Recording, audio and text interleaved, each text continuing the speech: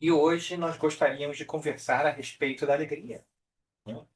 Porque eu tenho a impressão, e eu espero que de repente vocês concordem com a gente, de que o mundo está complicado. Está bem complicado as coisas, né? E muitas vezes a gente liga a televisão ou lê o jornal e parece só tragédia, só há problema, só há terrorismo, só há guerra, só há crise, só há crise de consciência, crise de ética, crise, né? Existe briga, polemização, tantas coisas que se a gente não acreditar em Deus, muitas vezes a gente fica desatinado. A gente fica sem saber o que fazer, porque parece que o mundo está piorando sempre. A gente sabe que não pode ser verdade, isso porque existe Deus. Então, o papel da alegria é um papel muito importante, muito grande. Mas será que é só um desejo nosso de ser alegre ou existe uma razão fundamental para a gente pensar na alegria? Então, eu gostaria de conversar com vocês a respeito de uma história que eu acho muito interessante. Eu acho que todos nós já ouvimos antes, que é o milagre da transformação da água para o vinho, né, que Jesus faz. Por que eu acho tão interessante isso? Eu acho isso muito interessante porque é o primeiro milagre que Jesus faz. Então, há de haver algum simbolismo, dentro desse primeiro milagre que é importante para a nossa vida. Se nós formos olharmos ao Novo Testamento, que é aquela coleção de 27 livros que nos dizem a respeito da passagem de Jesus aqui pela Terra, dentro da nossa perspectiva cristã, nós vamos ver que a gente pode contar quantos milagres Jesus fez ali. A gente tem histórias e tudo mais. E 34 ou 35, depende de como você conta, ressurreição ou não, né? Ele fez milagres de cura, ele fez multiplicação de comida, de pães e peixes algumas vezes. Claro, eu como gordinho, sou muito feliz com a multiplicação de comida.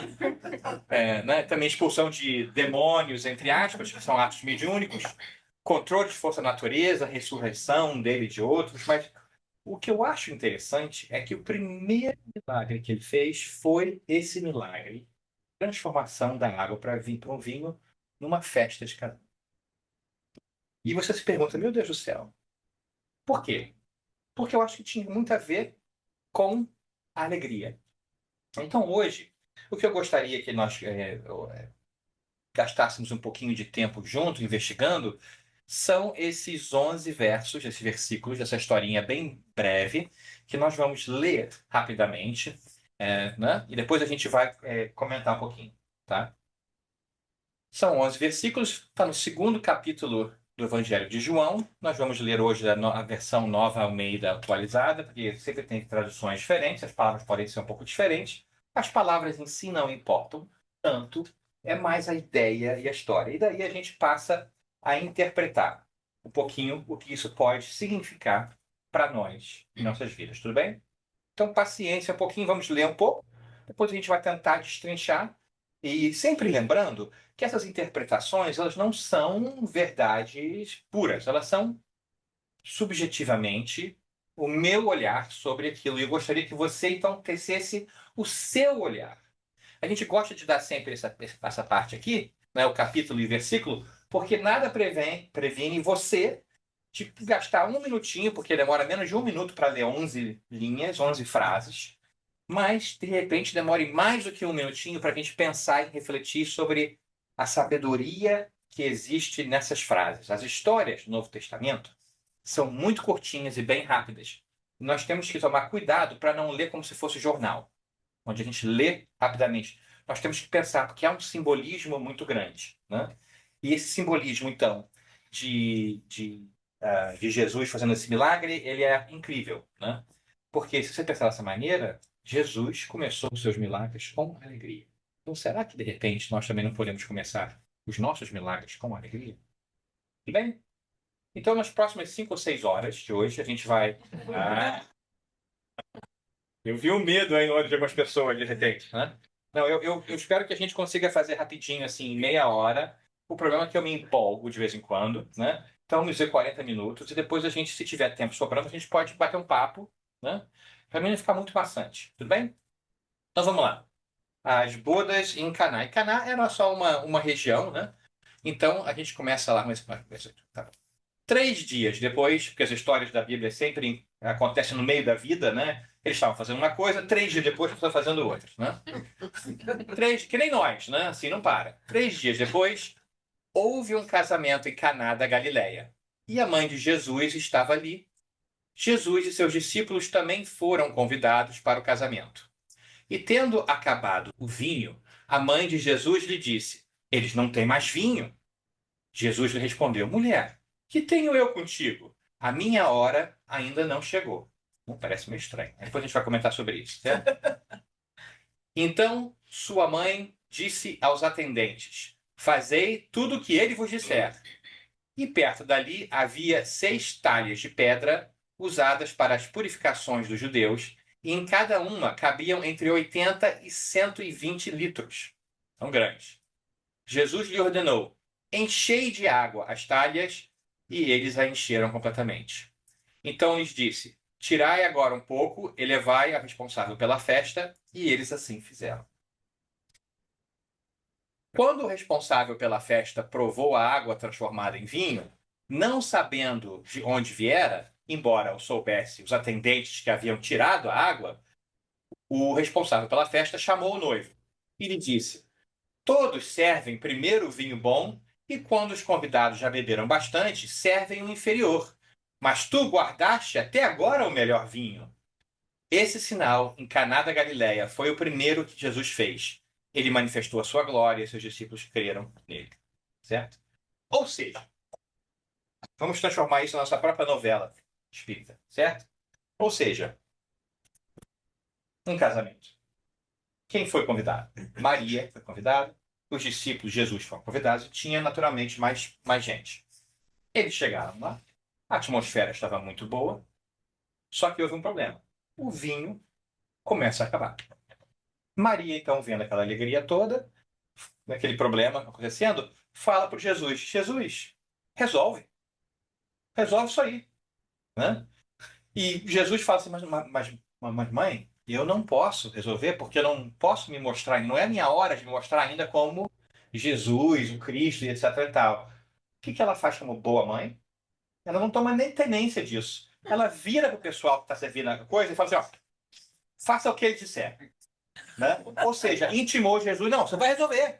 Não quero saber. Como boa mãe, assim, não tem isso não, não tem assim, por favor, não, você vai resolver. Vocês aí, por favor, o que ele disser, vocês façam. Né? Aí, então, o que que tem? Temos umas talhas de pedra que tem água dentro, vamos conversar sobre isso um pouquinho. Né? Jesus fala para os servos: encha de água. Eles enchem de água. Tadã! Né? Vinho, de repente, e ele pede então aos servos para levar um pouquinho daquele vinho ao atendente, ao mestre de, né, ao diretor lá do banquete, para ele experimentar, porque ele é responsável pela comida, tudo mais, etc e tal. Né? Ele experimenta o vinho, ele não sabe de onde veio o vinho. Quem levou o vinho para ele sabe. Ele experimenta, ele, opa, esse vinho tá bom. Qual é o trabalho dele? O trabalho dele é fazer banquetes e festas. Então ele chama o noivo, o dono da festa, que pagou pela festa, certo? E fala: Ó, tô impressionado. Geralmente as pessoas servem o primeiro vinho, né? O mais gostoso, porque é o melhor, porque depois, cá entre nós, depois que as pessoas começam a tomar um pouco de vinho, elas não prestam tanta atenção na qualidade do vinho, porque já estão lubricadas, certo? Então você guarda o vinho mais barato para depois, certo? Serve melhor na frente e ele já fala: Nossa, eu fico impressionado, porque esse vinho aqui é melhor do que o outro. Né? E assim começa essa história. Uma história simples. Dá para entender? Então vamos quebrar isso em frases, essas frasezinhas, porque me ajuda a interpretar as coisas. E eu gosto de usar um pouco de cor, porque me ajuda a ver quais são os componentes importantes daquele momento ali, daquela história, para a gente refletir. O meu cérebro não é muito grande, as cores são sempre uma coisa muito boa, né? Tentar direitinho as coisas. Vamos lá. Então começa. E olha, esses númerozinhos que você vê aí são os versículos. Então, se você quiser ir no Evangelho de João e ver essa historinha, você pode. Né? E a mãe de Jesus estava ali, e Jesus e seus discípulos também foram convidados para o casamento. Ou seja, era um ambiente bem legal. Certo? Por quê? Porque essas festas de casamento da época não eram só um dia. Eram três, era uma coisa longa. E para você ser convidado, você tem que ser parte ou perto da família. Então, não só Maria tinha sido convidada, mas Jesus e os seus discípulos também tinham sido convidados. Era alguém perto deles que eles conheciam, né, para esse casamento. Eu acho muito bonito porque, do ponto de vista simbólico, a gente pode entender que o casamento também é uma coisa especial. É uma união entre partes diferentes para um propósito novo. Aí a gente já começa a ver um simbolismo bonito da nossa festa, as bodas em Caná. É claro que nós estamos falando também de um casamento entre duas pessoas, mas simbolicamente a gente também pode registrar isso como uma união entre coisas diferentes para um propósito duradouro. Então, o ambiente naquele momento é um ambiente bem legal. Existem pessoas queridas que você gosta, seus amigos, seus discípulos, sua mãe, né? Numa atmosfera muito boa, de felicidade, de alegria, de celebração, porque não sei quanto a vocês, mas eu não conheço ninguém que vai triste para um casamento, ou espera ficar triste num casamento, né? A não ser que tenha outros motivos ali, né? Ex-noivo. Ex-noivo, alguma coisa assim. Mas, em geral, casamento é um momento de muita alegria, que nos traz muita felicidade. Então, aquele ambiente divino é um ambiente muito bom, muito gostoso, de junção de famílias diferentes, que passam a ser uma coisa só, né? Uma família junta. Há vários simbolismos para lá. E, de certa maneira, me lembra um pouco da nossa situação atual, onde nós estamos tentando, né, juntar as coisas e ter esse ambiente divino e muito bom. Então, esse momento é um momento especial, um momento de alegria, e com certeza a vibração devia estar muito boa, o pessoal devia estar realmente se divertindo, sabe, realmente aproveitando a companhia um de outro. Você sabe desses momentos, você já teve esses momentos, né? Quando você está com um grupo de pessoas queridas e você está se divertindo e você não quer que o momento termine, né? Com certeza nós já passamos por isso, eu acho, né? Eu acho que a união com o mundo espiritual é meio assim. Quando a gente entra numa vibração boa, a gente não quer que termine aquilo ali, né? A gente quer que aquilo ali continue. Esse é o momento, né? E de certa forma, então, esse é o momento que nós queremos trazer também para o nosso planeta, para a nossa vida. Continuar nesse momento de alegria, de aceitação. O que acontece? E aí, então, a mãe de Jesus vira para Jesus e diz: eles não têm mais vinho, né? Nós temos que entender o contexto do vinho nesse momento, certo? Porque é possível que muitos de nós vejam assim: meu Deus do céu, Maria quer que todos fiquem bêbados. Maria quer embebedar todo mundo. Que negócio é esse? Maria, mãe de Jesus? Como assim? Não é bem isso. Eles não estão bebendo e ficando fora de controle, certo? Então temos que quebrar um pouco essa ideia também, porque senão Maria e Jesus não teriam corroborado esse milagre. O ambiente é um ambiente saudável, bom, né? Muito gostoso. Então, quando o vinho acaba, vai acabar um pouco desse ambiente, né? É como num restaurante, você está comendo assim, terminou a comida, o pessoal vai embora, certo? Mas existe também um outro contexto interessante, que é a tragédia social do momento. Por quê? Porque você está num casamento e o vinho acaba, pega mal. Como assim? Mas olha só, esse era um casamento interessante. Várias pessoas, casamento longo, bonito, né? Tem servidores, tem gerente de buffet. Então não é que não tinham dinheiro para comprar o vinho, é porque o vinho acabou mais rápido do que havia sido planejado. E por quê? Por que eu fico me perguntando? Isso é pura subjetividade. Por que que o vinho acabaria mais rápido do que o planejado? Porque, com certeza, eles tinham profissionais que serviam a comida e planejaram um banquete, então eles planejaram a quantidade de comida, como se faz em todo o evento e tudo mais assim, e não era a primeira vez que faziam isso. Então, por quê? A minha teoria é de que estava tão bom aquilo e estava se alongando, e quem sabe de repente, eles convidaram mais pessoas do que eles tinham pensado e deixaram mais pessoas entrarem naquela alegria e o vinho foi sendo consumido. Então, de repente, o coração aberto, trazendo mais gente, aproveitando naquele momento, não pensou se haveria vinho suficiente para todos os convidados novos que foram adicionados à festa de última hora ou por desejo. Então, o término do vinho naquele momento seria o término da festa. seria o término daquele momento de enlace, de aproveitamento. E Maria, então, um coração bom, que com certeza Maria tinha, mãe de Jesus. Difícil ter um coração pequeno, mãe de Jesus. Né? Imagina, a missão de Maria era ser mãe de Jesus. Né? Difícil, mas assim, que alma foi escolhida para isso, né? Para essas condições. Então, naquele momento, ela vê, eles não têm mais vinho. Então, nós temos que entender que eles não têm mais vinho, não é vinho. É, o vinho vai acabar e vai acabar essa atmosfera de união, de vida. O sangue do vinho, né, o vermelho, não vai circular mais nesse momento e a festa vai morrer. Então, ela está preocupada não com o vinho, ela está preocupada com a festa, com os noivos, com as pessoas. Ela vê que aquilo vai acabar. E o que ela faz? Já conhece, né? Jesus, então, no versículo 4, fala assim: Jesus lhe responde: Mulher, que tenho eu contigo? A hora ainda não chegou. E é importante a gente entender também a linguagem, né? Quando ele fala, mulher, que tenho eu contigo, não é como a gente pode muitas vezes entender, ai, como Jesus foi rude, mulher, que coisa assim, machista. Não, é a linguagem da época, assim, né, mamãe? Né? O que eu tenho a ver com isso? Não é a minha festa. Não foi eu que planejei isso, né? A minha hora ainda não chegou. E olha, não está nos meus planos a me revelar agora como o Messias, porque existe um planejamento maior sobre tudo que vai acontecer, né? E é uma coisa interessante também, que a gente muitas vezes não tem contexto. No Velho Testamento, que são os livros da tradição judaica, antes da vinda de Jesus, também nos contam que o Messias vai fazer com que o vinho fluísse em Jerusalém. Então, um milagre diretamente relacionado com o vinho fluindo em Jerusalém, como foi prescrito nos livros da Antiga, seria mais uma indicação do que o Messias prometido teria chegado. Certo?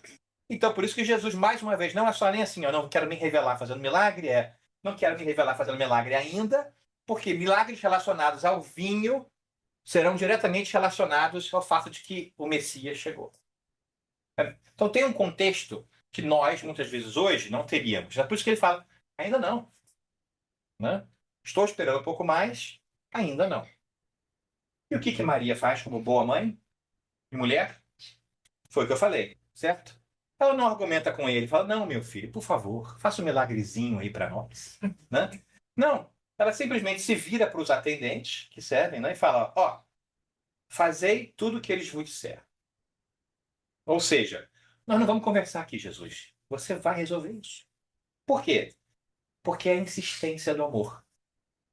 Tomada pelo amor daquele momento, ela fala: eu entendo essas razões suas, mas essa festa precisa continuar.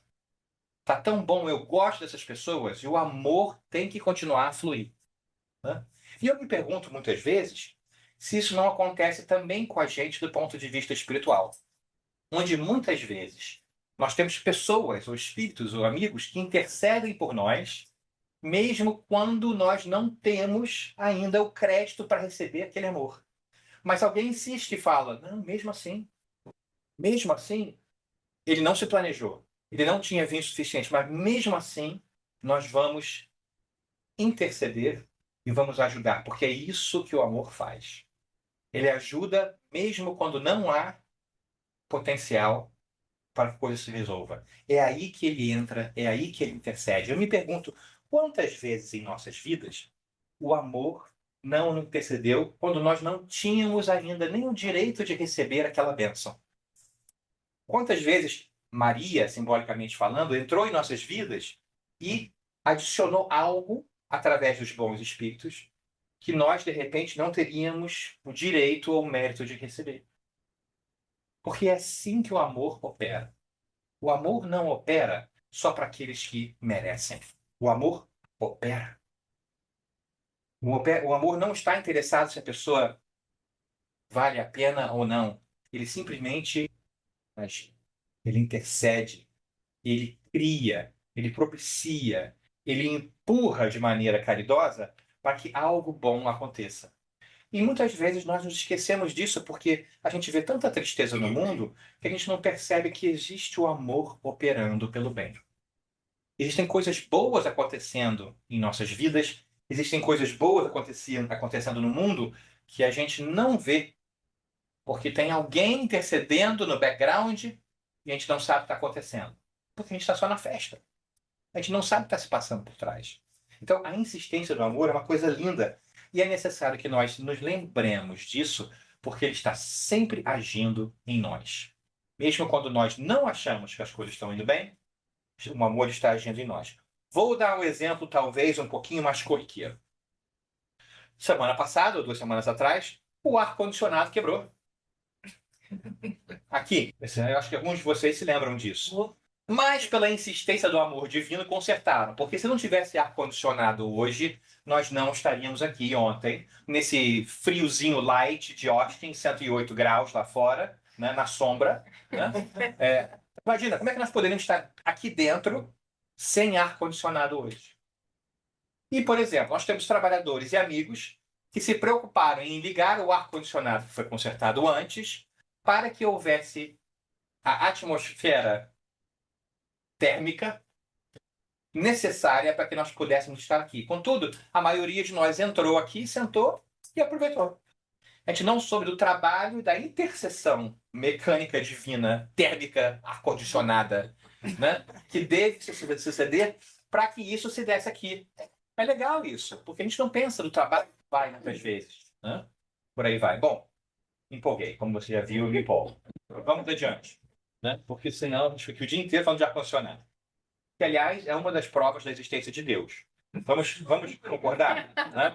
Né? O pessoal fala assim: ah, os bons tempos, bom mesmo era o século passado, bom mesmo 3 décadas atrás. Olha, ar-condicionado, sorvete e encanamento, para você poder ir no banheiro dentro da sua casa, são 3 grandes provas da existência divina. O pessoal fantasia assim, ai, na época medieval tinha rei, rainha, mas não tinha ar-condicionado, não tinha sorvete, não tinha banheiro. Eu fico aqui, muito obrigado. Né? A gente fantasia umas coisas assim, é aqui o momento de viver, gente. Né? Vai viver lá sem Netflix, você vai, eu fico. Então vamos lá. E o que mais vem aí? E aí começa a ação interessante do amor, essa intercessão do amor. Perto dali havia 6 talhas de pedra usada para as purificações dos judeus. Então é importante a gente entender o contexto da coisa. Talhas de pedra. Grandes, assim, barris enormes de pedra para a purificação dos judeus. O que a gente tem que entender?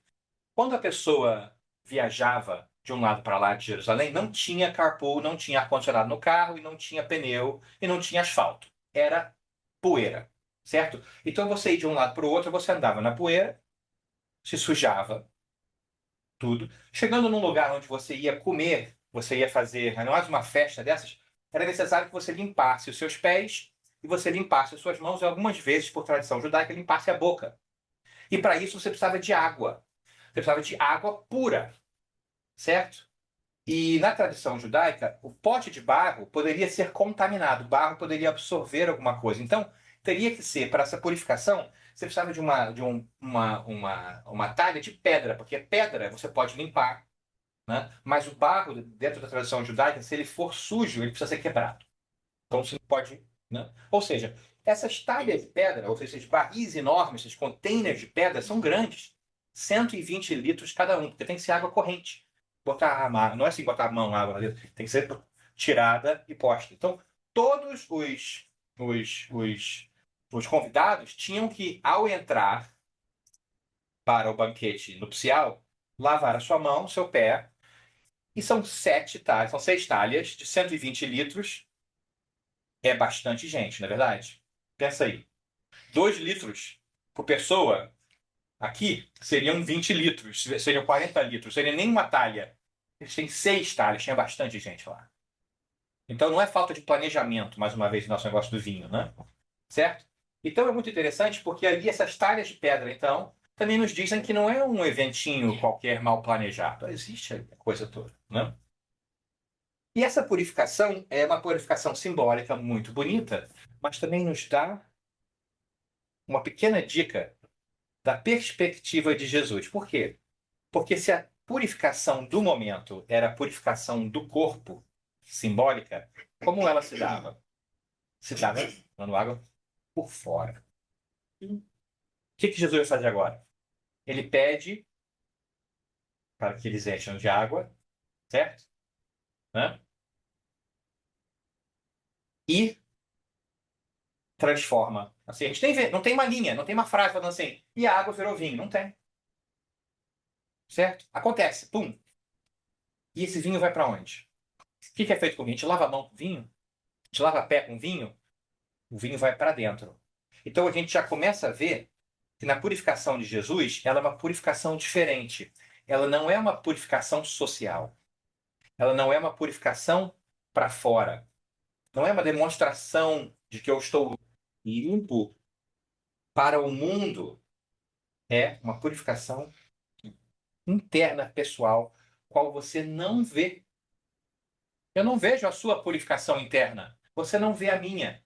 Ao tomar o vinho, o simbolismo de Jesus é uma transformação da maneira pela qual a gente vê a purificação e a transformação moral.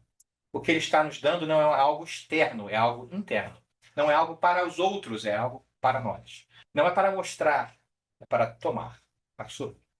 Faz sentido? Começa a mudança dos paradigmas de Jesus, que tem muito a ver, eu acho, com aquilo com que nós fazemos, em geral, na espiritualidade, no espiritismo. É a nossa preocupação da mudança interior, para que possamos ser mais felizes e ajudar o mundo, né? E isso só se dá porque nós conhecemos, então, esse maravilhoso mecanismo da reencarnação, da imortalidade da alma, e nos ajuda a processar tudo isso. Mas vamos deixar isso para lá, porque eu me empolgo, a gente sabe que nunca que a gente falou disso. Não. Então, Jesus fala assim, enchei de água as talhas. E os servos vão lá e enchem as águas. É muita água também, demora, certo? Trabalho. Agora, não é interessante que essa criatura chamada Jesus vai transformar a água do vinho assim, instantaneamente? Demorou para eles encherem de água, mas ele tem a capacidade de transformar a água para o vinho. Tanto é que ele transforma, certo?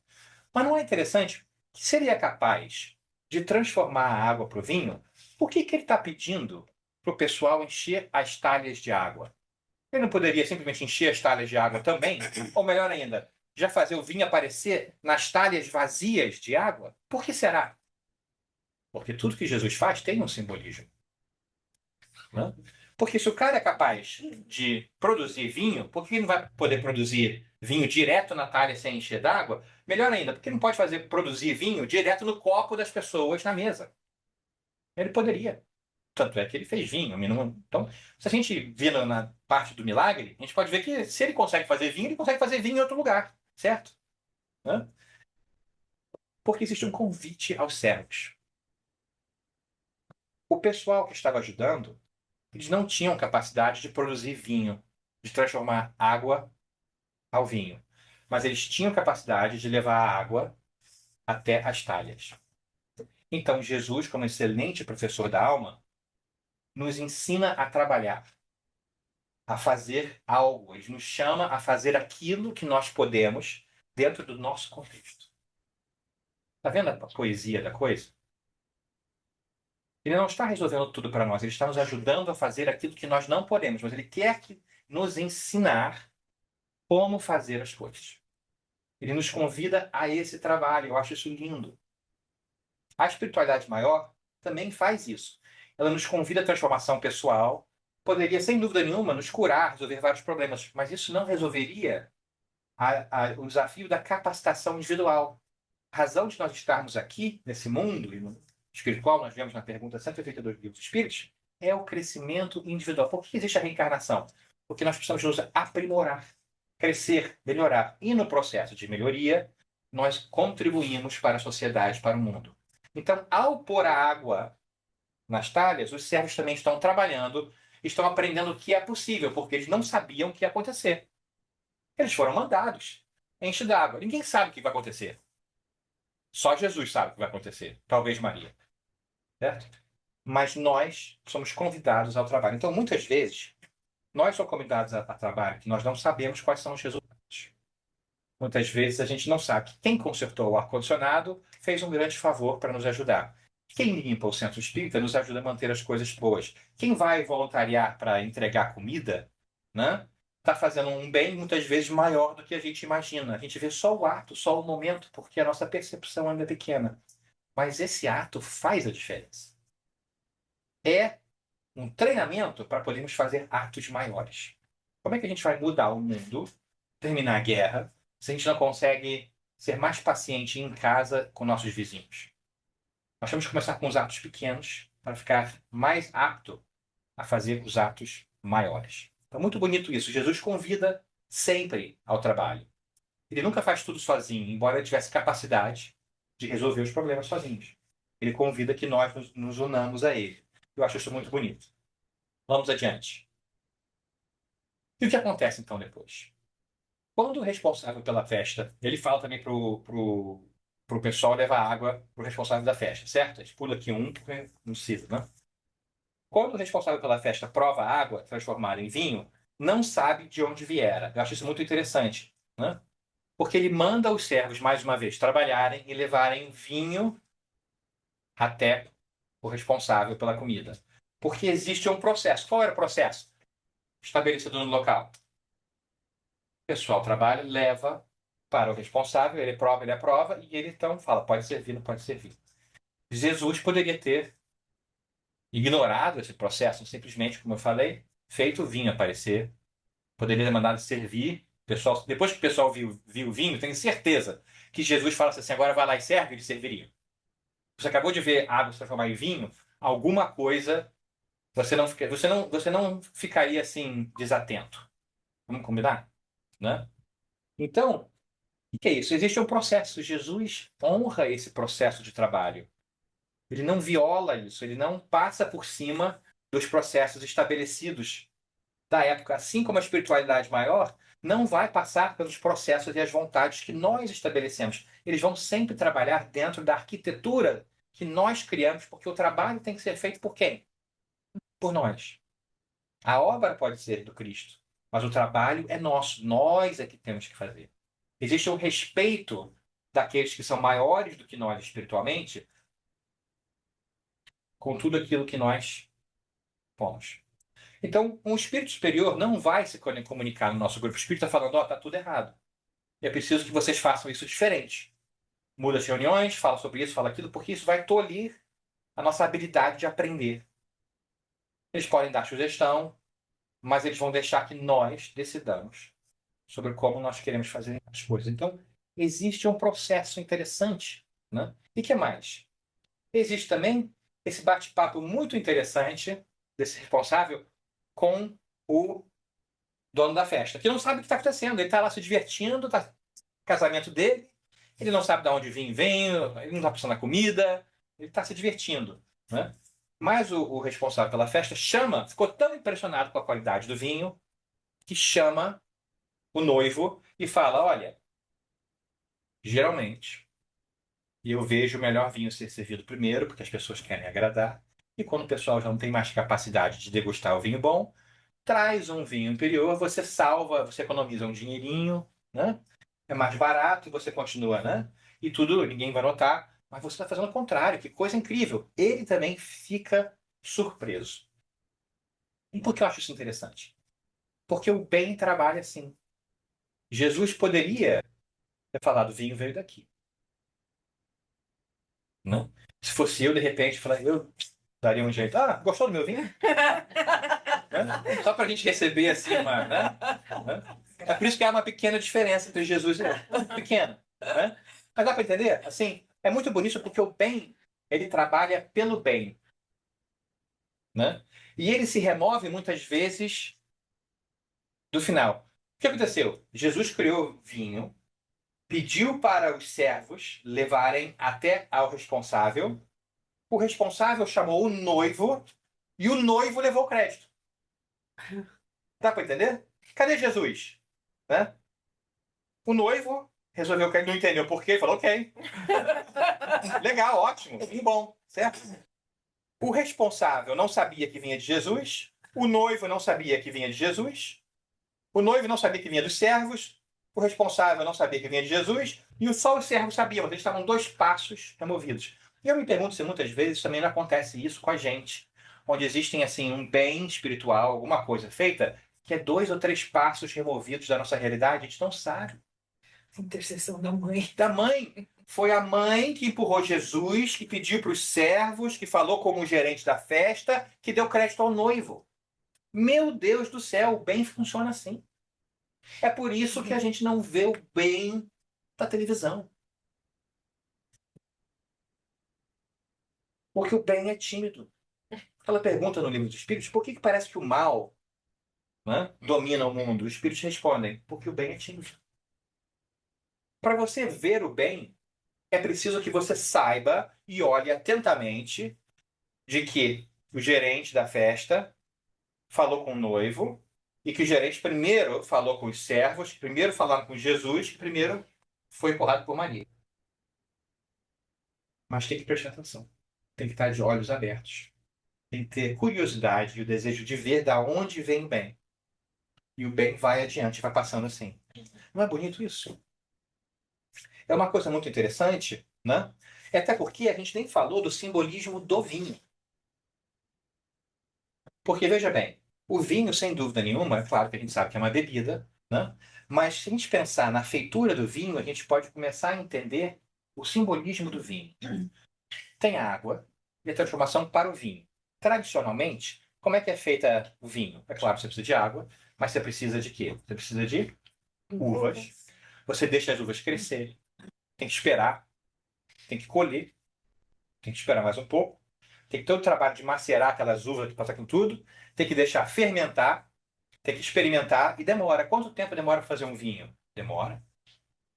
Demora, certo? Você transforma algo simples e básico como a água em algo que demanda trabalho, tempo, paciência e conhecimento. Essa transformação da água para o vinho é simbólica. Não é diferente da nossa, como espíritos imortais, que começamos básicos, simples e ignorantes como a água, que é fundamental, e através do tempo, das experiências, da maturação, certo? Da fermentação, da destilação, nós viramos então um vinho com o passar do tempo. Então, essa transformação da água para o vinho é essa experiência, esse momento de vivência, experiência do começo até uma parte mais evoluída. Demora tempo, mas Jesus consegue fazer esse processo em um segundo. Qual é o simbolismo disso? Esse segundo vinho. Não só ele faz isso mais rápido, mas o vinho é mais gostoso. Certo? Claro que Jesus tem a sapiência, tem a sabedoria. Mas eu acho que o simbolismo aqui é que o conhecimento das coisas espirituais, o conhecimento da nossa realidade imortal, de como o mundo físico se relaciona com o lado espiritual e da reencarnação, quando a gente começa a entender isso, permite que nós transitemos mais rapidamente da água para o vinho interno. Porque agora que a gente entende qual é o processo da nossa evolução, da evolução do mundo, a gente pode ir mais rápido. O acesso às coisas espirituais permitem que a nossa velocidade de maturação e de melhoria individual aumente. Porque agora você não precisa mais esperar você desencarnar para bater um papo com seus mentores espirituais e se relembrar da importância de você ser uma pessoa boa nessa vida. Você pode ter essa lembrança constante na sua vida, porque os mentores estão nos dizendo, através da mediunidade, de que sua alma é imortal e a sua vida não acaba e não existe morte. Logo, você pode então fazer a correção do GPS muito mais rápida. Sabe quando você está andando de carro e você erra a rua? Né? Antigamente, como é que era? Era no mapa, meu amigo. Você errou a rua, você vai descobrir depois. Hoje em dia tem GPS, recalculando, recalculando, certo? Então, essa sabedoria espiritual, esse conhecimento mediúnico, essa oportunidade de nos conectarmos com os mentores espirituais, é o recalculando do GPS. A gente tem a opção disso. Então, o vinho, o processo de fazer vinho pessoal, ele é mais rápido. Porque nós temos agora a bênção do entendimento de como isso se dá. Então, o segundo vinho, o vinho que vem através de Jesus, o vinho do conhecimento espiritual, ele acontece mais rápido e ele é melhor. Ele é mais doce. Ele é menos amargo. Porque nós não precisamos passar por todas as dificuldades que nós passamos antes. A gente pode acelerar o nosso crescimento espiritual, portanto, o produto final vem mais suavemente. Claro, para Jesus, para nós nem tanto. Mas o nosso papel é fazer vinho mais rápido. Então, esse vinho que nós estamos trazendo para dentro de nós, ele é o processo espiritual já digerido para a gente, para que nós possamos, então, nos purificar internamente. Faz sentido? É bonito esse simbolismo do animato do bem, né? Mas, Daniel, olha, muito legal isso aí, bem simbólico, poético, etc e tal, mas parece assim meio literário. Vamos pensar na nossa vida? Pouco, do ponto de vista. Nós também somos corpos físicos. Existe um negócio chamado ciência do estresse, né? Ou seja, quando nós estamos estressados, o nosso cérebro produz uma substância chamada cortisol. É uma substância muito importante, do nosso ponto de vista evolucionário, que nos ajudou a preservar nossos corpos físicos durante estresse, para que possamos sobreviver. E é importante sobreviver para ter experiência, para aprender, certo? O que acontece? No momento de estresse, vamos tomar uma ideia aqui, por exemplo, uma imagem. Imagina você está andando no campo, no bosque, lindo, maravilhoso, árvores, borboletas, não são, a temperatura não está a 108, é muito mais agradável. Você está andando, de repente, pula um tigre na sua frente. O seu cérebro vai aumentar, de repente, a produção de cortisol vai botar no seu sangue, o seu corpo vai sentir as suas glândulas vão produzir o hormônio, o açúcar vai para o cérebro, certo? Não é o cérebro que produz, as glândulas. Tem energia para você poder fazer o quê? Você vai poder reparar os seus tecidos. Caso você brigue com o tigre, você vai se curar e você não vai nem perceber que você foi machucado, porque aquela adrenalina, aquela coisa, tá para você poder sobreviver, para brigar com o tigre. Você precisa de energia, porque você vai ou brigar com o tigre, ou você vai correr do tigre. Você precisa de aquele empuxo maior, certo? Agora, o problema é que naquele momento, quando isso acontece, você vai focar só no quê? No tigre. Vai ter um hiperfoco. Porque naquele momento que tem um tigre na sua frente, né, você não vai parar assim e falar, que borboleta linda. Nossa, asa azul, né? O tigre do lado. Você não vai fazer isso. Naquele momento você tem que focar no tigre, certo? E qual é o problema? Você perde a percepção periférica. Na nossa vida também acontece isso. Quando a gente está estressado, a gente foca só no estresse. A gente não vê mais nada. A gente vê só notícia ruim, a gente não vê o bem, está sendo tímido, correndo. Se você se mantém no estresse, é um problema. Porque você vai continuar continuamente ficar aqui. E as nossas vidas são um estresse contínuo, interno e externo. Se a gente não parar e fizer um esforço para que a gente possa tirar o cortisol da nosso invólucro carnal, ou seja, do nosso corpo, se nós não pararmos para meditar, para refletir, para dar uma respirada, para ver arte, para ver uma televisão boba, para ler um livro, para caminhar na natureza, algo que deixe a sua alma respirar, você vai ficar nesse momento constante de estresse, só vai ver as coisas ruins. Ou seja, se você deixar a televisão ligada no noticiário o dia inteiro, você vai estar só aqui. E você só vai ver aqui. Naquele momento do tigre, só existe o tigre. O mundo é horrível. Mas se você conseguir dar um passo para trás, você vai conseguir ver que existe também a borboleta. Mas é necessário que você faça esse esforço pessoal de achar algo que te traga alegria. E é por isso que eu acho também, de outras formas, claro, que esse primeiro milagre da alegria ele é muito simbólico, ele é muito bonito, porque é necessário em nossas vidas que nós comecemos com o bem-estar próprio, com a alegria.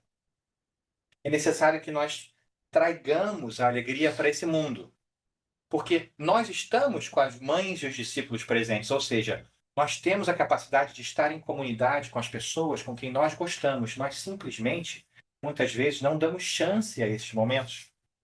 Não procuramos esses momentos porque achamos porque não podemos, não queremos, não merecemos. Mas nós podemos sim.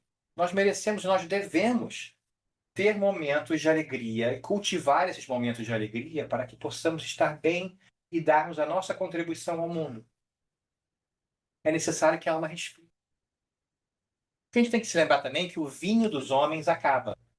Essa preocupação nossa terrestre das coisas, ela acaba, a vida acaba.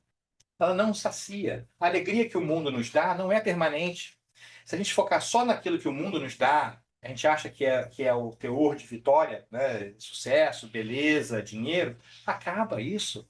E nunca é suficiente. O que tem de gente bonita, famosa, né, e rica, infeliz, nos mostra que isso não é. O mundo não pode apetecer a nossa alma. E isso vai acabar. Então a gente precisa virar para esse segundo vinho, procurar essa coisa que vai nos satisfazer de maneira permanente, né?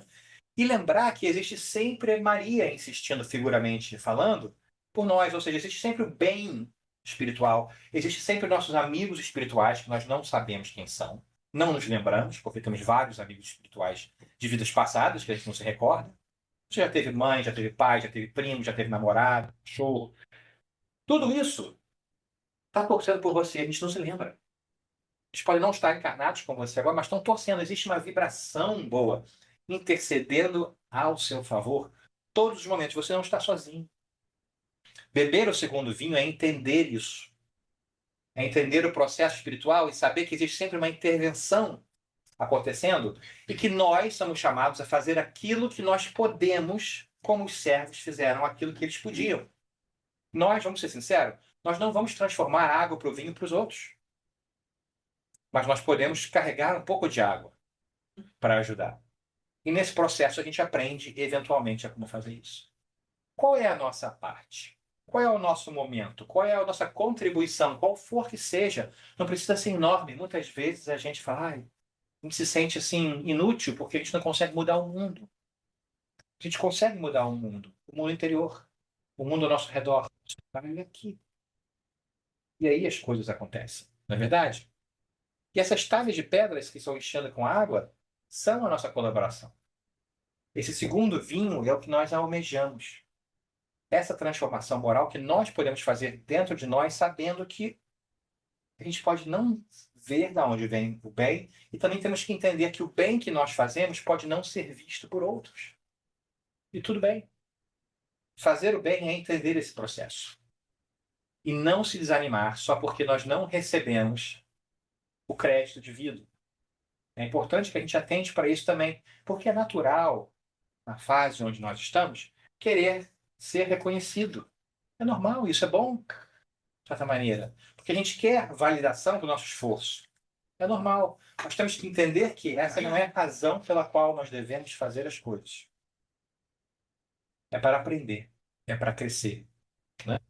E muitas vezes tem um outro lado da moeda, onde nós vamos receber os benefícios de algo que nós não fizemos, assim como o noivo recebeu o elogio que ele não fez nada para multiplicar aquele vinho.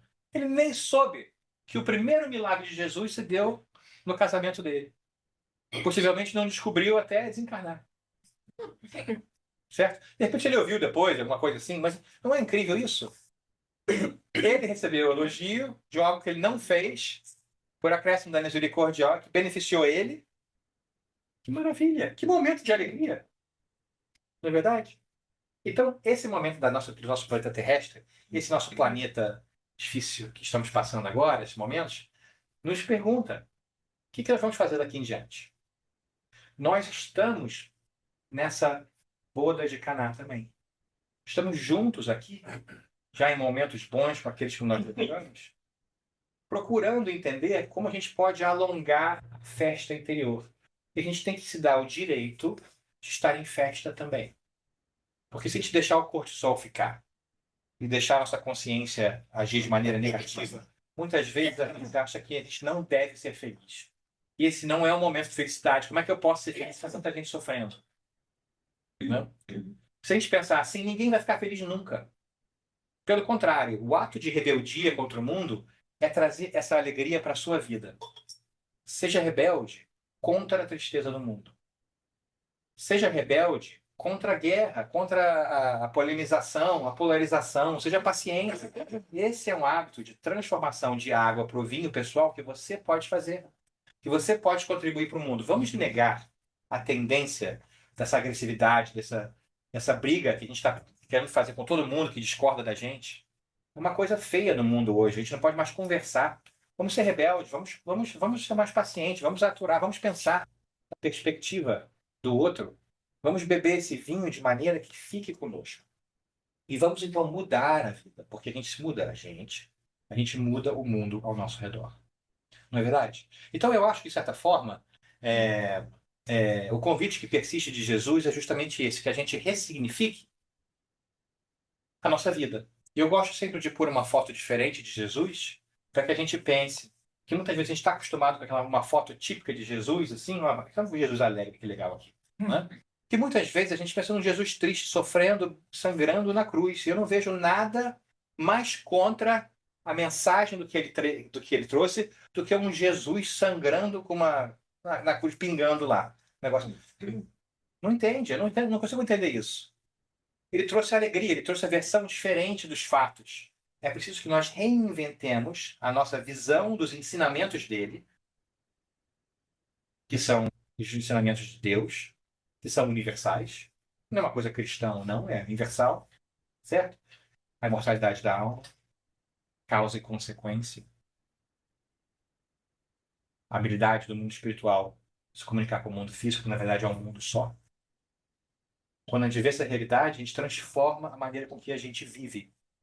A gente não mais pensa simplesmente em resolver os nossos problemas aqui e agora.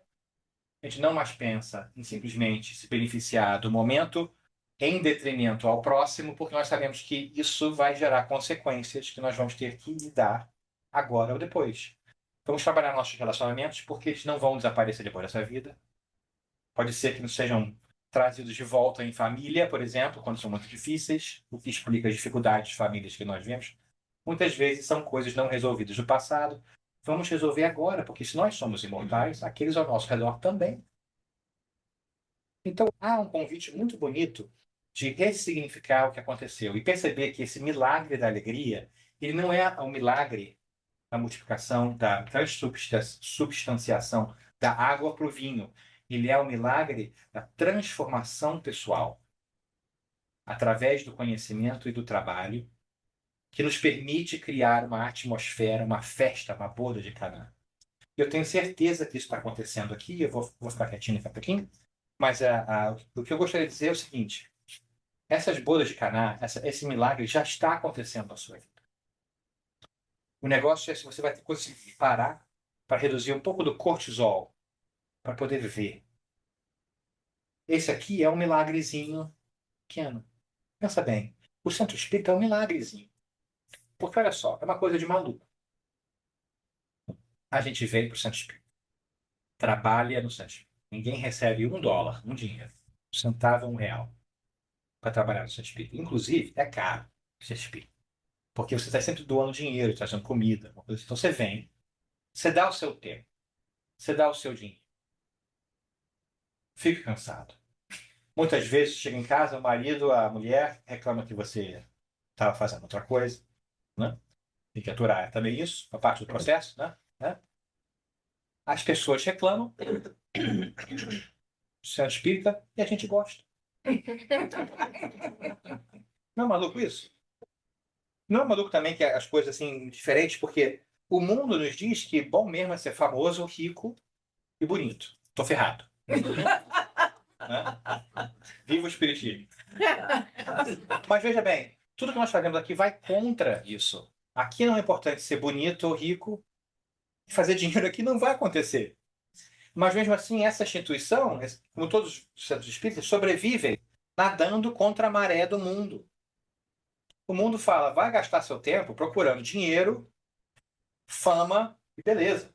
Porque isso é que faz você ser feliz. Mas não. Aqui nós gastamos dinheiro, gastamos nosso tempo e muitas vezes gastamos nossa beleza, mas podemos de vez em quando vislumbrar a alegria de fazer algo, de criar algo para nós e para os outros. Bonito isso. Então, há um milagre acontecendo na sua vida que é importante que você alimente, que você gerencie, que você potencie, que você deixe acontecer. É o milagre da alegria. Esse milagre você pode levar para onde quer que você vá. Assim como os convidados daquele dia, com certeza, saíram daquela festa com o coração leve e felizes, com memórias maravilhosas, o que deve ter sido um encontro inesquecível para aquelas almas. você também pode levar a alegria dos seus encontros, dos seus reencontros, dos seus momentos, das suas vitórias para o mundo. Faça isso. O mundo precisa de alegria. A alegria é contagiante também. Ela é tímida, mas ela é contagiante. Quando toca a nossa alma, nos transforma. Então, não me surpreende pelos 34 milagres que nós sabemos que Jesus fez, porque a gente sabe que ele fez muito mais, até os próprios evangelhos nos dizem, né?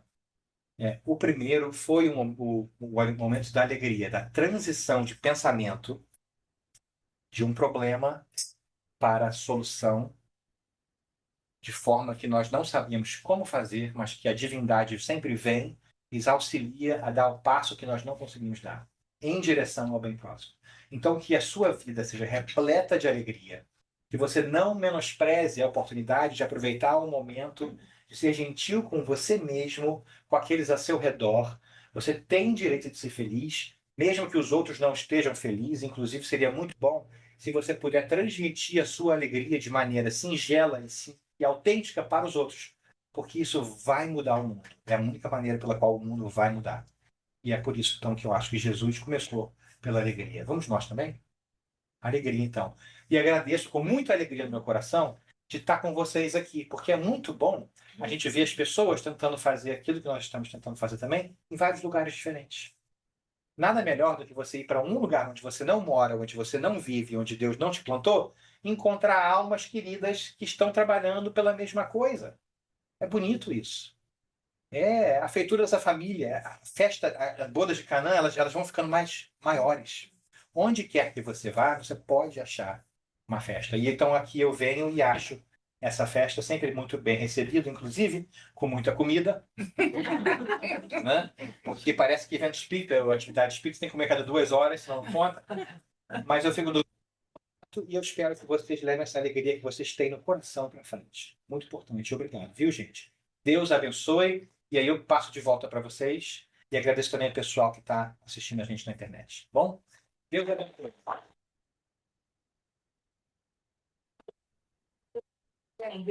Se alguém quer fazer alguma Se pergunta. tiver tempo, sim. Vocês querem? Tenho.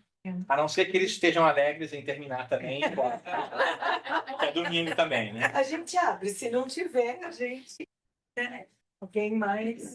Alguém tem alguma pergunta, comentário? Acho que o ponto principal também, dentro de tudo que foi falado, é a fé que a Maria tem. Mas parte disso a fé dela acreditar realmente que ele veio para fazer isso.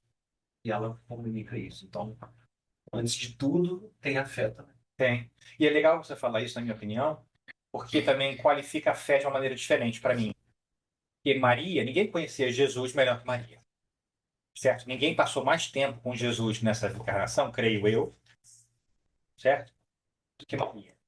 Então ela já conhecia os portentos de Jesus. A gente já vê, inclusive, em algumas passagens, que Jesus, desde pequeno, já ia bater papo no templo, já, né? O pessoal, os professores da época já queriam que ele fosse ser um rabi cedo, porque ele era genial. Ela já conhecia Jesus. Então não é só acreditar que ele possa fazer, é saber que você pode fazer. Ela sabia que Jesus tinha essa capacidade, né? E que trabalho difícil você ser mãe de Jesus, né? Oh, meu Deus do céu, né? Mas ela tinha fé. A fé dela não era só assim a fé cega de acreditar porque a gente quer que aconteça, não sabe como. Ela já tinha visto, ela já entendia que havia algo no momento especial. Eu acho que a nossa fé também pede para ser ressignificada dessa maneira. Vamos acreditar, vamos ter fé. Mas vamos ter fé porque a gente entende agora um pouquinho melhor como funciona o mundo espiritual, como funciona o universo e as leis divinas. Então, há que ter fé. Porque se Deus é bom e é justo, como é que Deus não vai botar a gente, como é que Deus vai botar a gente numa situação onde não tem solução? Seria um Deus mau. Logo, não seria Deus. Logo, isso não pode ser verdade. Logo, o problema é a nossa interpretação da realidade. Então, eu tenho que ter fé porque eu sei que Deus é bom. E logo, eu preciso mudar a maneira com que eu vejo, porque vai acontecer. É muito legal isso. É um comentário muito bom, porque fé é muito importante, mais nos dias de hoje. A gente fica sem fé, né? A gente deixa o mundo, assim, morder a gente, cuspir de vez em quando, assim. A gente não deve fazer isso, não. A gente deve se lembrar disso. Ter fé daquilo que a gente já sabe, né? No final das contas, é Deus. Deus existe, logo, tudo vai ficar bem. O problema é quanto tempo vai demorar. E quanto esforço a gente vai fazer, né? Porque Jesus não vai fazer a transformação da água do vinho e fazer com que apareça no nosso copo. Ele vai pedir o nosso esforço no processo de transformação melhor. Mas o vinho vai ser bom. Essa é a novidade, certo? Vai ser bom, né? Então é isso mesmo, fé, né? Eu vi, acho que a Deia de casa escreveu alguma coisa, nós não estamos, não sei se dá para olhar no chat. Ela falou, no mundo de repleto de negatividade e adoecimentos, depressão, ansiedade, essa mensagem é muito importante. A alegria deve ser cultivada. Ela deve ser treinada. Ela é um músculo, é um hábito que é preciso que nós nos lembremos. Porque o bem é tímido. Então, eu acho que são dois hábitos importantes. Um é de fazer coisas boas, e respirar, mas também é de aprender a procurar e ver as coisas boas. Porque muitas vezes a gente não vê, a gente não nota, a gente não pensa. A gente simplesmente entra e sai do dia sem refletir naquilo que aconteceu, né? Quem te deu um prato de comida, quem lavou suas roupas, quem te deu uma carona, quem te deu um sorriso, né? Quem proporcionou uma coisa que você não sabe, não entende ainda. Então, gratidão também é consciência. Porque se você parar para pensar, tem muita coisa para ser grato. Tem muita. Você está aqui hoje, poderia estar no hospital. Você está aqui hoje, você poderia ter sido abortado por sua mãe. Você está aqui hoje, você tem condições de não ter que trabalhar nesse momento. Você está aqui hoje, né? Que maravilha, certo? Tem tanta coisa boa acontecendo daqui. Depois você vai fazer algo legal. De repente você vai almoçar, porque afinal de contas é espírita, tem que almoçar por 2 horas. Você pode ir passear. Bom, por favor, não passeie muito nesse calorzão assim fora, não, né? Pode ir para a piscina, você pode ir para um teatro. Quantas vezes a gente fica sem criatividade para se divertir? O mundo hoje se divertir é o quê? Sair para comer, sair para beber, sair para dançar, que na verdade não é dançar, porque você não consegue nem dançar. Mas assim, vai para o museu. Vai para uma classe de cozinhar, se você gosta de cozinhar. Vai aprender a fazer escultura de barro, se você gostar disso. Vai fazer algo diferente que deixe a seu coração, né? Não precisa fazer com seu marido ou sua esposa. Pode fazer coisa separada. Cada um pode ter seu próprio espaço também. Mas faça algo que dê uma levantada para você. Vai andar de bicicleta. Vai na natureza quando não estiver quente lá fora, né? Faz uma caminhada na natureza. Faz uma caminhada na natureza, isso, né? Mas faça com um protetor solar. Tem tanta coisa assim, mas a gente não se dá o direito de diminuir assim, a nossa velocidade, pensar o que te apetece. Sabe o que me deixa feliz? Fazer isso. Essa é a minha coisa que me deixa feliz. Eu saio melhor do que eu entrei. Tô nem aí para vocês. O meu egoísmo produtivo me diz que, poxa, eu vou me sentir melhor pensando nessas coisas, porque eu saio bem com isso. A minha maneira de respirar é isso. Ache a sua.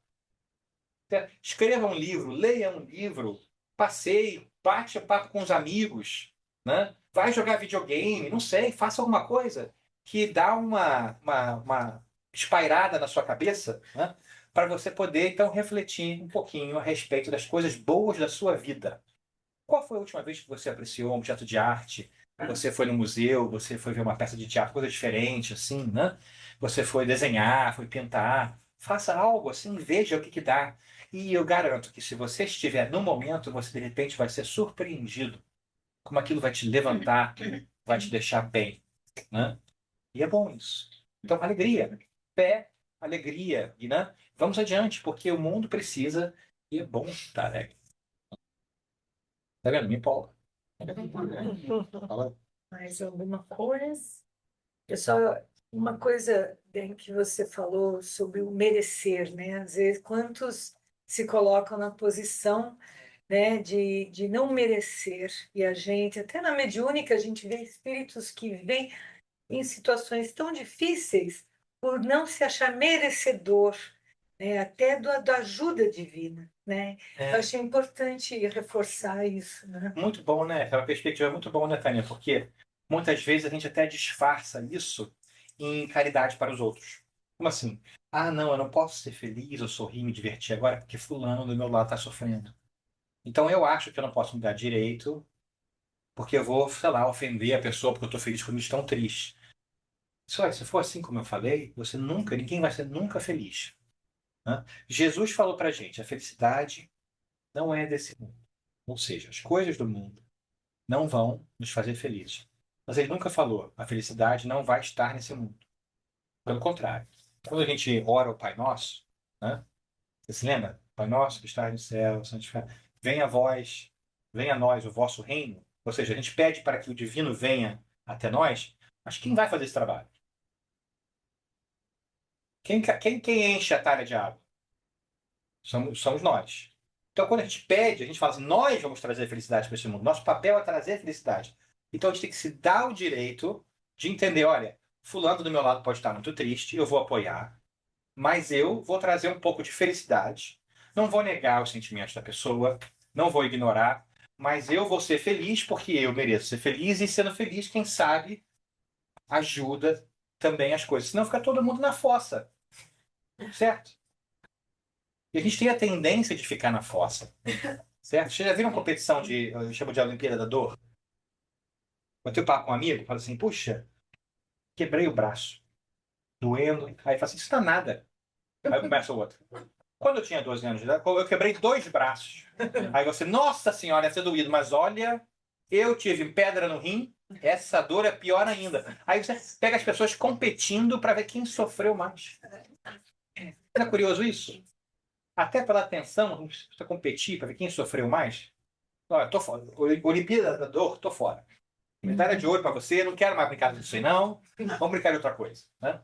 Porque a gente entra numa projeção, num campo mental que é a nossa tendência natural ainda, no nível onde nós estamos, mas Jesus vem para nos ajudar a mudar essa perspectiva, certo? Então, a nossa batalha, ela é unicamente mental.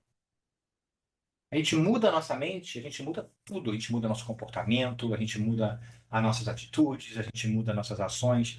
Então, o momento é de transformar e nos darmos o direito de sermos felizes. E começa como? E começa com querer. Sem querer, nada acontece. Você não vai se tornar uma pessoa mais feliz se você não quiser. Não tem como. Alegria não é acidente. Você não vai se tornar uma pessoa mais capaz e mais inteligente sem querer se esforçar. Não acontece. É preciso que você se ponha em movimento. Então vamos nos pôr em movimento em direção à alegria. E olha, vai acontecer coisas ruins. Vai, porque o mundo é esse.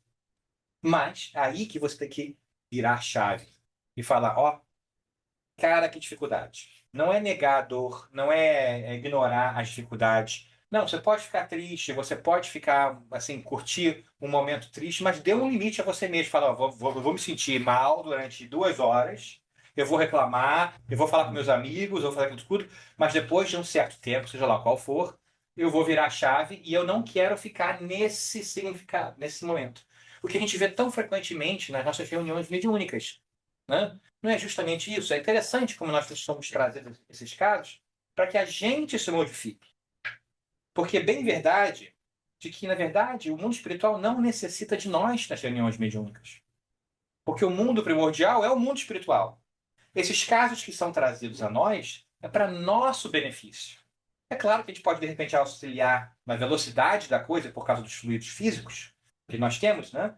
Mas eles não precisam de nós. Isso é para nós. Então, reunião mediúnica é sempre transformação mental. Aqui é transformação mental. Nada mais chato do que ficar com aquela pessoa negativa do seu lado, né? Não, é não. A gente sente isso, né? Tem amigos assim que eu já não aguento mais. Eu sabe com vocês. Já não quero nem mais ver de vez em quando assim. Já falei, ó. Poxa, legal, Beto, mas não vem só para reclamar, não. Certo? Se vier para reclamar, tô fora. Né? Pode reclamar, pode. Amizade é isso, mas não quero só reclamação. Porque senão eu não quero estar contigo, cara. Entendeu? O que você vai fazer da sua vida? Eu sei que está difícil o negócio, mas e aí? Né? Amigo é aquele que fala para que o inimigo não tenha que falar. Você aprende de Divaldo. Né? Amigo é aquele que fala, ó, presta atenção, porque vai vir de maneira mais caridosa, melhor, do que aquele que não te conhece ou nem te quer bem. Né? Isso é amizade, isso é alegria. But anyways, Meu ponto aqui é o seguinte: você tem direito de ser feliz. Fiquem assim naquela fossa light durante um tempinho, mas também vire a chave. E se você não está conseguindo sair daquilo, procure ajuda.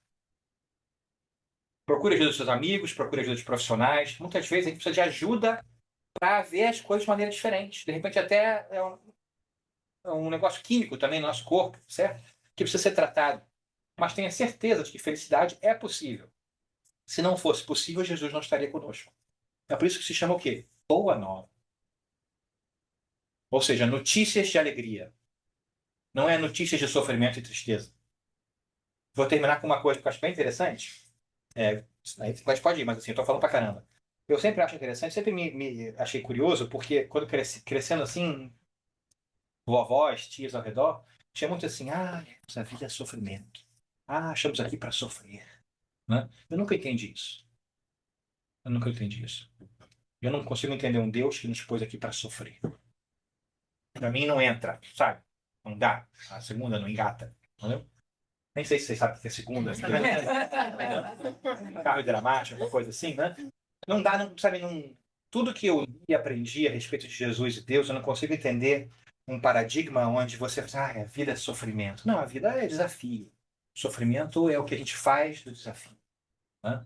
Tô fora. Se fosse para sofrer, tô fora. Eu quero aprender. Eu sei que durante o aprendizado vai haver dificuldades. Eu sei que vai haver muitos desafios, muita dificuldade, muita dor em alguns momentos, mas eu quero aprender, eu quero acreditar que eu não vou escolher o sofrimento. Eu vou escolher a felicidade e a alegria, porque Deus está comigo. Como Paulo falou, se Deus é por nós, quem será contra? Cara, em termos assim modernos, vamos botar Jesus em jeans, né? Se Deus é teu homie, se Deus é teu ride or die, né? Se Deus te criou, quem é que pode realmente te prejudicar? Se Deus é o teu cara, se você sabe que de onde você veio, né? Não quer dizer que você pode fazer o que você quiser, não é isso. Mas assim, costas quentes, o famoso costas quentes. Se Deus te criou, você está afadado à felicidade. Queira ou não, essa é a única coisa que a gente diz no livro dos Espíritos, que a gente não tem escolha. Nós estamos fadados à felicidade. Fora isso, é só questão de caminho. Quanto tempo demora? Né? Então, felicidade, felicidade. Vamos tirar Jesus da cruz, vamos tirar o cortisol do nosso corpo, vamos tirar esse sentimento de culpa que a gente traz, seja da nossa família, seja de vidas passadas, a gente não sabe e não interessa de onde vem. Interessa que nós ressignifiquemos a oportunidade do momento. Você foi criado por Deus, evoluiu através dos tempos, recebeu um corpo nessa vida física para poder ter tarefas e desafios específicos. Foi posto numa família que seria melhor para que você aprenda as condições perfeitas. Foi lhe dado oportunidades únicas, há histórias aqui incomparáveis, pessoais de pessoas, para que você crescesse, brilhasse e adicionasse sua luz ao mundo. Não ponha o alqueire debaixo da cama. Não, não queime a cama. Não ponha a velhinha lá embaixo. Certo? Essa é a mensagem da divindade. E quando a gente consegue ficar nessa faixa, que coisa boa, gente. Dê-se o direito, faça a escolha. Quando sair daqui, quando estiver triste, escolha assim. Fale para você mesmo. Hoje eu escolho a felicidade. 3 razões porque eu posso ser feliz hoje. Eu tenho um carro novo, eu tenho amigos, eu vou para o teatro, eu não preciso trabalhar, eu estou bem de saúde, ou eu não estou tão mal de saúde, também é uma coisa boa, né? De vez em quando, né? Depende da idade assim, também. Né? Eu tenho um livro bom para ler, eu posso comer sorvete agora, eu tenho ar-condicionado em casa, tem gente que não tem. Felicidade. E veja se isso transforma você. Eu acho que transforma aos poucos. Né? E acho que também transforma aquele ao seu redor. E ter uma pessoa feliz ao nosso redor, de vez em quando a gente não percebe, é vibracional. Né? Tá vendo? Eu me empolgo, eu não paro de falar. Então, eu acho que estamos chegando já na nossa hora. São 11h20, né? É. Você levantou o braço para falar alguma coisa ou só stretching? Só um comentário sobre a tua apresentação. Só se for comentário de felicidade. Se vier trazer tristeza, não, hein? Quer dizer, a outra perspectiva, de repente, a gente está com vinho, todo mundo feliz. De repente acaba um vinho, dá aquele baque, pô, que vou fazer o quê agora? Na vida. É. Então, essa questão que eu falo da esperança, Da de fé, buscar ajuda, da Maria. Então, é uma maneira de a gente conseguir um vinho novo mais doce. Exato. Mesmo. Exato. Então, essa questão, né? A felicidade, ela vem, então a gente mudar as coisas, a gente muda internamente. Uhum. Né? É verdade, a gente precisa desses altos e baixos também, para a gente poder ver dar valor às coisas. Não? O vinho acaba. Eventualmente, o vinho acaba, a festa termina. E não é assim ficar constantemente num estado de alegria que a gente não consegue, certo? Mas a gente procurar esse estado e aproveitar o momento quando nós não estamos em tanta alegria para refletir, por que não? E quando nós estamos em alegria, para refletir também, por quê? Porque não sei se você percebe, mas muitas vezes as pessoas oram e pedem a Deus quando as coisas estão complicadas. Mas a gente para agradecer quando está bem, né? Então, o nosso nível ainda está assim, oba, ué, acabou. E agora, o que eu faço? Né? Então, essa reflexão que você está falando, acho que é muito boa. Vamos parar para fazer uma reflexãozinha. É por isso que, claro, é claro que eu sou suspeito. Mas é por isso que eu sou fã de Santo Espírito. Por quê? Porque é o momento de você ir na sua musculação espiritual. Você vem aqui, ou em algum lugar, seja lá qual for que você goste, e você se retira do seu ambiente tradicional e, quem sabe, você reflete um pouquinho sobre coisas diferentes. Você se lembra que você é um espírito imortal. Eu espero que sempre que você se lembre, né? E você dá uma refrescada e aí dá uma, possivelmente, uma repensada em como eu vou ser feliz. E aí você volta, né? Então também tem que ter prática. Tem que ter um hábito, criar um hábito de ser feliz, senão a gente cria hábitos que não são tão salutares para gente. Recarrega a bateria. Recarrega a bateria. Recarrega a No momento que bateria. precisa, a gente Espero troca a que sim. bateria. É. Não quer dizer que você vai vir ao centro espírita só para ver que a pessoa é legal. Que você gosta. Tem sempre um chato. Ou dois. Não, E se você não sabe qual é o chato ou dois, você é o chato. Por quê? Porque é normal, gente. A vida não é só alegria. Certo? É. O centro espírita não vai trazer alegria para você, mas ele vai trazer para você um ambiente onde você pode praticar as coisas que você quer praticar com pessoas que querem ser melhor e vão ser, em teoria, mais gentis do que as pessoas no fundo lá fora que não estão pensando sobre essas coisas. É como andar de bicicleta de rodinha. Aqui, você aprende. Não quer dizer que você não vai encontrar pessoa chata aqui. Não quer dizer que você não vai encontrar pessoas que têm hábitos que sejam diferentes dos seus, que de repente te aborreçam. Tem que ser sincero. Mas aqui é o local onde você pode praticar paciência e entender, resolver isso, navegar isso para que você fique bem. Aqui é uma escolinha legal da emoção e do espírito para você poder recarregar sua bateria e também aprender a como resolver os famosos, termo psicológico, técnico, pepinos. Certo? Aqui a gente descasca pepino, a gente resolve coisa também, certo? Porque o trabalho é assim. Mas que maravilha! Qual é o seu outlet? Qual é a sua coisa? O Santo Espírito eu acho um negócio muito legal. Muito bom, né? E é por isso que eu gosto. Então, alegria. Né? Alegria. Alegria, minha tia. Ok, então, primeiro a gente agradece muito. E já que ele está Agradece muito. feliz de estar conosco, a gente vai deixar você mais feliz e pedir para você fazer a oração final. claro, para nós. Deixa eu parar de gravar. Onde é que a gente para de gravar? Onde é que pode?